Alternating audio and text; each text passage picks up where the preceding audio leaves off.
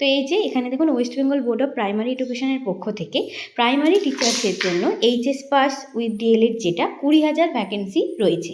অর্থাৎ আপনারা প্রত্যেকেই অবগত 13,421টি শূন্যপদে ইন্টারভিউ চলছে।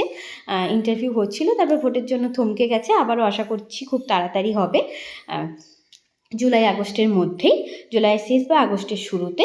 তো এখনও 20,000 অর্থাৎ নতুন ভ্যাকেন্সি এলে আবারও 20,000 মতো ভ্যাকেন্সি আসতে পারে। Hello friends, welcome to my channel learn with Shahin. আমি শাহিন।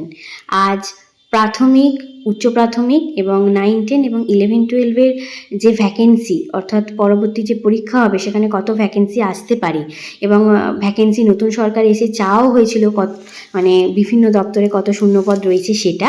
তো সেই নিয়ে আজকে বিস্তারিত আলোচনা করব। তো চলুন দেরি না করে ভিডিওটি শুরু করা যাক। এই যে পশ্চিমবঙ্গ রাজ্য সরকারের বিভিন্ন পদে লোক নিয়োগের জন্য 3 তারিখের মধ্যে একটা শূন্যপদ চাওয়া হয়েছিল। সেই নোটিশ আশা করি আপনারা দেখেছেন। তো সেই শূন্যপদের একটা তালিকায় এখানে দেওয়া হয়েছে। আমি মূলত যে বিষয়টি নিয়ে আলোচনা করব সেটি হচ্ছে প্রাইমারি, আপার প্রাইমারি এবং এসএলএসটি 9, 10 এবং 11, 12-এর কত ভ্যাকেন্সি রয়েছে সেটা নিয়ে। এছাড়াও এখানে আরও অনেক রয়েছে। দেখুন, ওয়েস্ট বেঙ্গল পুলিশ রিক্রুটমেন্ট যে বোর্ড রয়েছে সেখানেও প্রায় অনেক ভ্যাকেন্সি রয়েছে।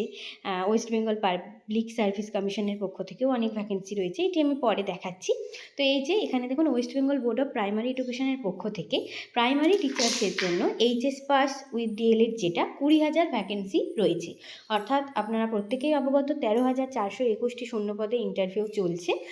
ইন্টারভিউ হচ্ছিল, তারপর ভোটের জন্য থমকে গেছে, আবারও আশা করছি খুব তাড়াতাড়ি হবে, জুলাই আগস্টের মধ্যেই, জুলাইয়ের শেষ বা আগস্টের শুরুতে। তো এখনও 20,000 অর্থাৎ নতুন ভ্যাকেন্সি এলে আবারও 20,000 মতো ভ্যাকেন্সি আসতে পারে। এবং আমাদের মাননীয় যে মুখ্যমন্ত্রী মহাশয় রয়েছেন, মাননীয় শুভেন্দু অধিকারী মহাশয়, তিনি বলেছেন যে আমরা 100% রেশিওতে অর্থাৎ শূন্যপদ অনুযায়ী নিয়োগ করব। এরপরে আপার প্রাইমারি, দেখুন আপার প্রাইমারি পরীক্ষা কোর্ট অর্ডারও রয়েছে, মার্চের মধ্যে নেওয়ার কথা ছিল 2026, তারপর তো ইলেকশন চলে এলো, তো সেক্ষেত্রে নেওয়া হয়নি। খুব শীঘ্রই নোটিফিকেশান আসবে যেখানে 25,000 ভ্যাকেন্সি দেখাচ্ছে। এবং এসএলএসটি 9, 10-এর জন্য 15,000 এবং এসএলএসটি 11, 12-এর জন্য 15,000 ভ্যাকেন্সি। অর্থাৎ মোট যদি আমরা হিসেব করি 20, 25 এবং 15, 15, 30, টোটাল 75,000 মতো শিক্ষক নিয়োগ হতে চলেছে খুব শীঘ্রই। অর্থাৎ নতুন সরকারের আমলে আবারও নতুন টেট হবে, নতুন আপার প্রাইমারি হবে, এসএসসি হবে, এসএলএসটি হবে এবং এই নিয়োগটা খুব শীঘ্রই হতে চলেছে।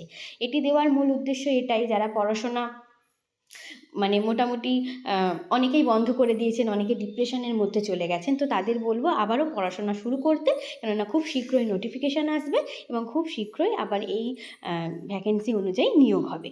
তো আজকের আপডেট আমার কাছে এতটাই ছিল। পরবর্তী আপডেট যখন পাবো অবশ্যই আপনাদের সাথে শেয়ার করব। ধন্যবাদ সকলকে ভিডিওটি শেষ পর্যন্ত দেখার জন্য।